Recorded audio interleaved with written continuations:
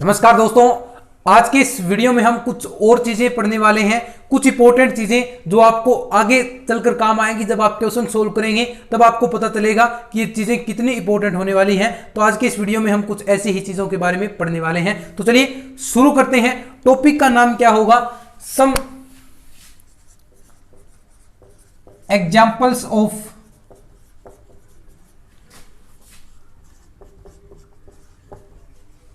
Other sequence. Topic का नाम है दोस्तों कुछ विशेष प्रकार के अनुक्रम, सम या डिफरेंट टाइप्स के कुछ अलग प्रकार के अनुक्रम जो आपको याद रखने हैं। क्योंकि ऐसे कैसे अगर आपके सामने ऐसा सीक्वेंस दिख जाए तो आपको डायरेक्ट बताना होता है। क्योंकि जब आगे आप बढ़ेंगे तो आपके सामने बहुत बड़ी प्रोसेस होगी, तो उसमें डायरेक्ट आपको जो रिजल्ट आएगा उसमें आपको बताना पड़ेगा कि अभिसारी है या अपसारी है। तो ऐसे ही कुछ आपको एग्जाम्पल्स मैं करवाने वाला हूं और कुछ विशेष प्रकार के लिमिट्स भी आपको मैं कराने वाला हूं कि अगर ऐसा सीक्वेंस मिले तो आप इसकी लिमिट लगाएंगे तो आपके सामने ऐसा ही जो रिजल्ट एक फिक्स वैल्यू प्राप्त होगी। वो कुछ लिमिट्स आपको बताने वाला हूं, तो वो आपको आपकी अंगुलियों पर याद होनी चाहिए। सीधी सी बात यही है। तो आपको वो सारी चीजें याद होनी चाहिए जो मैं अब आपको बताने वाला हूं। कुछ चीजें आपको नोट भी करवाने वाला हूं, तो वो आप लिख भी सकते हैं और उन्हें लेकिन याद जरूर कीजिएगा। आगे चलकर आपको बहुत ज्यादा ये उपयोगी होने वाले हैं। और इसके बाद फिर हम क्वेश्चन सोल्व करेंगे। एक वीडियो में 3-3, 4-4 क्वेश्चन इस प्रकार मैं सोल्व करवा दूंगा, कोई बात नहीं। और कुछ क्वेश्चन तो मैंने ऐसे ही सोल्व करवा दिए हैं। आपको जो टॉपिक क्लियर कराए हैं तो उसमें ही कुछ एग्जांपल्स आप देखेंगे तो आपको एग्जांपल्स क्लियर हुए मिलेंगे। अब कुछ एग्जांपल्स हो रहे हैं वो भी सोल्व करवा दूंगा। तो चलिए शुरू करते हैं। सबसे पहला एक है मोनोटोनिक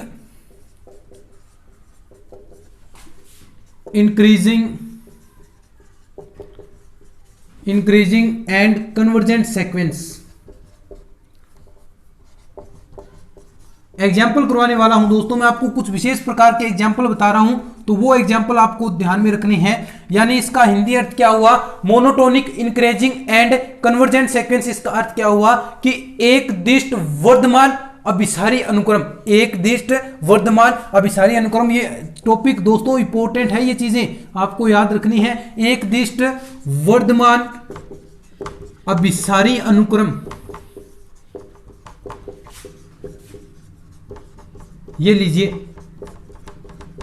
तो इसका एग्जाम्पल होता है कि आपको बताना है कि जो आपको ऐसा सीक्वेंस दिखे तो आपको रखना ही कहना है कि ये क्या होगा? Monotonic increasing and convergent sequence होगा। एक दिष्ट वर्धमान अभिसारी अनुक्रम होगा। तो देखिए उसका एग्जाम्पल है कुछ ऐसा, n upon n+1, n upon n+1। जहां से n कहां से बिलोंग करता है? n आपको पता है नेचुरल नंबर से बिलोंग करता है सीक्वेंस के लिए। अब अगर आप यहां पर वैल्यूज रखेंगे, आपको देखना है कि क्या ये एक दिष्ट वर्धमान अभिसारी अनुक्रम है। आप वैल्यूज रखिए। अगर आप वैल्यूज रखेंगे 1 रखा तो 1/2 आएगा, फिर आपने 1/3, 1/4। तो ये वैल्यू कहां तक जा रही है? एक तो 0 की ओर ये अभिसरित हो रही है वैल्यू, तो 0 की ओर अभिसरित हो रही है। तो इसका अर्थ क्या हुआ? ये अभिसारी अनुक्रम है क्योंकि 0 की ओर जा रही है।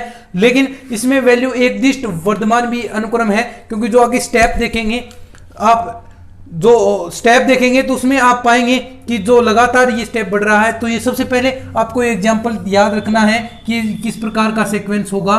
Monotonic increasing and convergent sequence होगा। तो इसका स्क्रीनशॉट आप ले लीजिए और आगे मैं बढ़ता हूं फिर।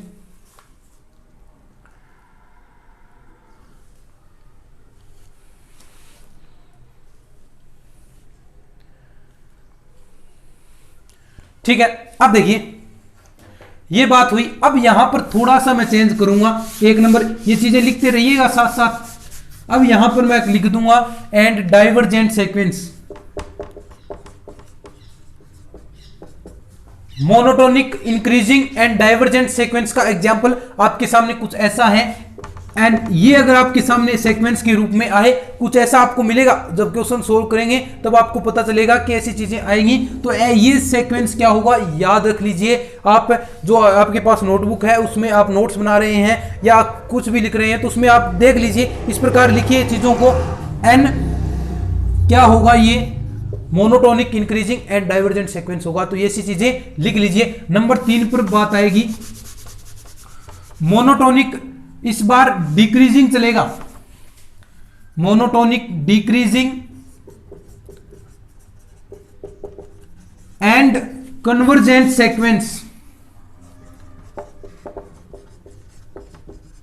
Monotonic decreasing and convergent sequence का एग्जांपल आपके सामने है कि 1/n आपके सामने ऐसा सीक्वेंस आए तो ये क्या होगा, मोनोटोनिक डिक्रीजिंग एंड साथ साथ में क्या होगा, कन्वर्जेंट सीक्वेंस होगा। तो ये एग्जांपल भी आप लिख लीजिए अपनी नोटबुक में, या इसका स्क्रीनशॉट भी आप ले सकते हैं। ठीक है, अब देखिए एक चीज और, मोनोटोनिक डिक्रीजिंग एंड अब क्या रह गया, डाइवर्जेंट। डाइवर्जेंट यानी इसका अर्थ क्या हुआ, आपके सामने स्पष्ट है कि मोनोटोनिक एक दिष्ट ह्रासमान और कैसा है, और अब सारी अनुक्रम है, और इसका एग्जांपल क्या होगा, देखिए ह्रासमान यानी लगातार वैल्यूज डिक्रीज हो रही है, तो -n ये सीक्वेंस क्या होगा, मोनोटोनिक डिक्रीजिंग, और ये क्या है, डाइवर्जेंट सीक्वेंस है।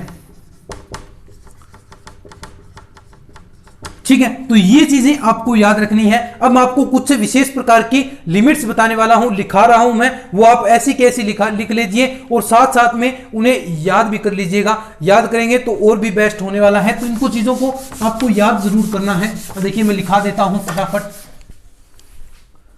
ये चीजें मैं फटाफट आपको लिखा देता हूं। देखिए हेडिंग लगा लीजिए, सम इंपॉर्टेंट लिमिट्स, कुछ महत्वपूर्ण सीमाएं। नंबर 1 पर आपको ये याद ही रखनी है कि लिमिट n से इंफिनिटिव है 1 + 1/n, अगर इसके ऊपर पावर n होती है तो इसकी वैल्यू e होगी, या 1 कह सकते हैं आप, कोई बात नहीं, इसकी वैल्यू 1 माने या e माने, क्योंकि e से e वहां पर जो ये क्वेश्चन में काम आएगा तब आपको पता चलेगा ये कैंसिल हो जाएगा। तो नंबर 1। नंबर 2 पर देखिए आपके सामने कुछ ऐसी है, लिमिट n से इंफिनिटिव n की पावर 1/n, ये तो आपको याद रखना ही रखना है, बहुत बार काम आएगा जब आप लिमिट निकालेंगे किसी सीक्वेंस की, तो क्योंकि हम 1/n करेंगे तो ऐसा रिजल्ट आपके सामने बनेगा और उसकी वैल्यू क्या होगी, 1 होगी। नंबर 3 पर लिमिट n से इंफिनिटिव, अगर 1/n की पावर p हो, 1/n में कुछ n की पावर हो, n की पावर 3, n की पावर 4, कुछ ऐसी प्रकार की पावरें हो, तो उसमें क्या होगी, उसकी वैल्यू 0 होगी। लेकिन शर्तें हैं, वहन या जब क्या हो, p > 0 तथा p बिलोंग्स टू r होना चाहिए, यानी p तो 0 से तो बड़ा होना चाहिए, यानी लगभग कह सकते हैं अगर n की पावर 2 है तो उसकी वैल्यू 0 होगी। इस प्रकार आप रिजल्ट निकालेंगे, जब आपको क्वेश्चन सोल्व कराऊंगा तब अपने आप आपको पता चल जाएगा। अब देखिए एक और है, लिमिट n से इंफिनिटिव r की पावर 1/n, ये वैल्यू होगी 1 वहन r > 0 और r बिलोंग्स टू है कैपिटल R से। और एक लास्ट वैल्यू रहती है लिमिट, ये याद रखिएगा दोस्तों, थोड़ी सी इंपॉर्टेंट है, n से इंफिनिटिव r की पावर n = 0, कब, जब r